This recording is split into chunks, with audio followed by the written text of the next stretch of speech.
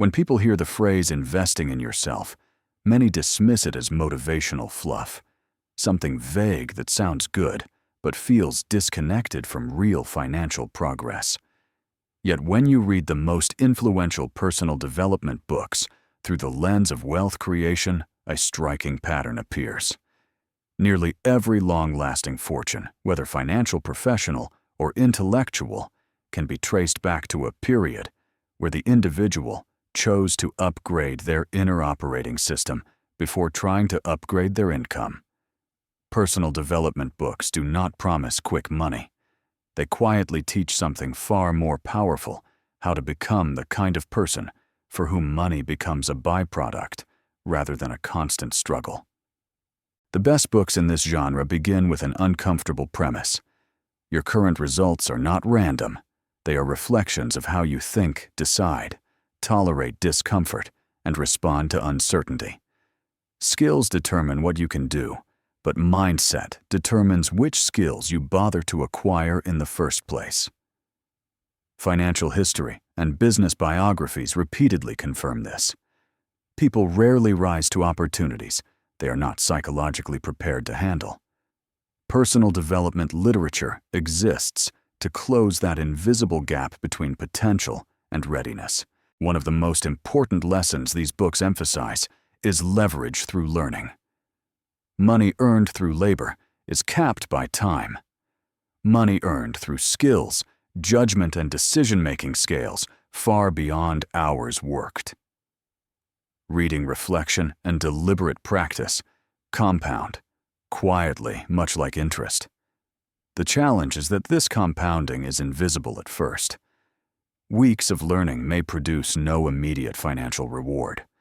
This is why many abandon self-investment early. The books that endure are honest about this delay. They frame learning as planting rather than harvesting. Another recurring theme is self-awareness as a financial asset. Personal development books argue that unmanaged emotions are among the most expensive liabilities a person can carry. Impulsiveness leads to poor spending. Fear leads to missed opportunities. Ego leads to overconfidence and ruin. By learning to observe rather than obey these impulses, individuals reduce costly mistakes long before they increase income. In this sense, emotional regulation becomes a form of risk management, more reliable than any spreadsheet. These books also stress the importance of identity. People do not rise to goals, they fall back to identities. Someone who sees themselves as bad with money, not disciplined, or not smart enough, will unconsciously sabotage progress. Effective personal development texts focus on reshaping self-perception through small, repeatable wins. Over time, behavior changes not because of force, but because acting differently begins to feel natural. Wealth follows identity more faithfully than effort. Another insight woven throughout these books is the concept of responsibility. Not blame, but ownership.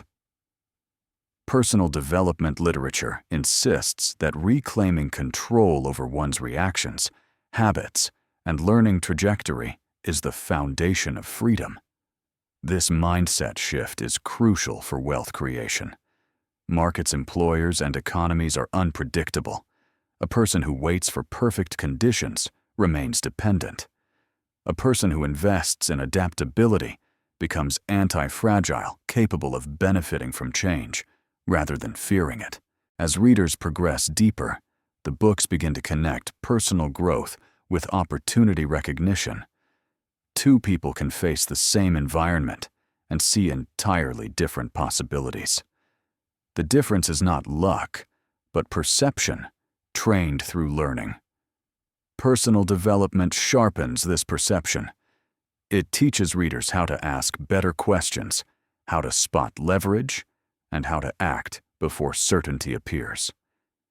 This is why many wealthy individuals credit books not with giving them answers, but with changing the questions they habitually asked. There is also a strong emphasis on consistency over intensity. Personal development books that last discourage dramatic overnight transformations. Instead, they advocate small daily disciplines, reading reflection health skill practice. These habits appear insignificant in isolation, but over years they create a gap so wide it looks like talent from the outside. Wealth created this way feels less volatile because it rests on accumulated capability rather than a single event. Perhaps the most misunderstood lesson in these books is that investing in yourself often feels inefficient in the short term. Courses cost money. Time spent learning does not produce immediate income. Saying no to distractions can feel like sacrifice.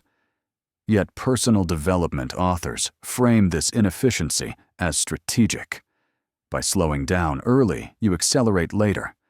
By building depth before scale, you avoid collapse when success arrives faster than character can support. As the narrative unfolds, it becomes clear that personal development books are not really about positivity or motivation. They are manuals for upgrading decision quality.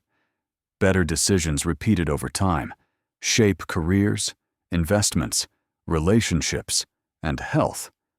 Wealth emerges not from a single correct choice, but from a long series of slightly better ones, made consistently under uncertainty. This is the quiet advantage these books offer, one that compounds beneath the surface of daily life. And this is where the connection between personal development and wealth becomes undeniable.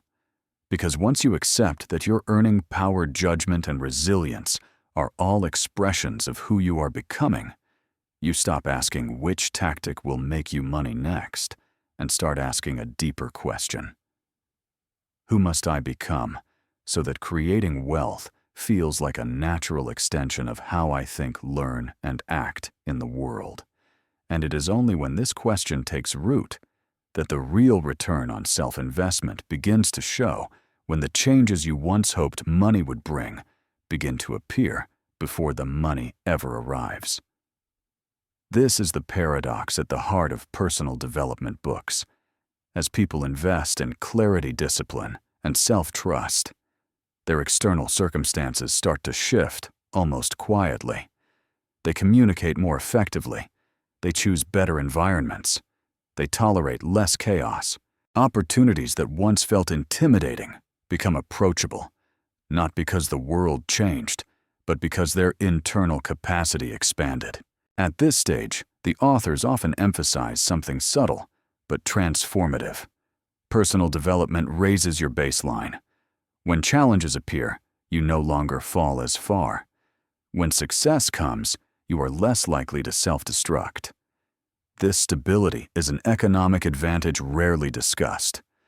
People who regulate themselves well can take smarter risks, stay in the game longer, and recover faster from mistakes. Over decades, this resilience compounds into disproportionate results. Another insight emerges around compounding identity. The more you act like someone who invests in themselves, the more evidence you collect that reinforces that identity. Reading becomes natural. Learning feels rewarding. Delayed gratification stops feeling like deprivation and starts feeling like strategy. Wealth in this context is no longer something you chase. It is something you grow into. The books argue that this is why sudden wealth often disappears, while slowly built wealth tends to endure. Personal development literature also reframes failure in a way that directly supports wealth creation. Failure is no longer proof of inadequacy, but feedback on process. This shift alone saves enormous emotional and financial cost. People who view failure as data iterate faster, pivot sooner, and waste less time defending broken strategies. Over a lifetime, this learning speed becomes a competitive advantage, more reliable than talent or credentials. As readers internalize these lessons, they begin to notice a change in how they spend time and money. Consumption becomes more intentional. Short-term pleasures lose some of their grip. Investments in health skills and relationships feel less optional and more essential. This reallocation often precedes any increase in income, yet it sets the stage for it. When money does increase, it flows into systems already designed to support growth rather than into habits that undermine it. Toward the end, many personal development books return to a theme that surprises readers' humility. Not the self-diminishing kind, but the humility to remain a student. The world changes, industries evolve, wealth built on static skills decays. Those who continue investing in themselves maintain relevance. They do not cling to past success as proof of future safety. Instead, they treat learning as lifelong insurance against obsolescence. And so the final lesson these books leave us with is simple but demanding. Investing in yourself is not a phase you complete. It is a posture you adopt. It requires patience, honesty, and the willingness to delay visible rewards. But it also offers something few financial strategies can guarantee: control over the only asset that follows you through every market cycle, career shift, and life transition: your capacity to think clearly, learn quickly, and act with intention. If this reframed how you think about wealth, take a moment to reflect on one small way you could invest in yourself this week without expecting immediate payoff. Share what insight stayed with you the most. And if you want to keep exploring how inner growth quietly shapes outer success, subscribe and continue this journey of decoding ideas that compound over a lifetime.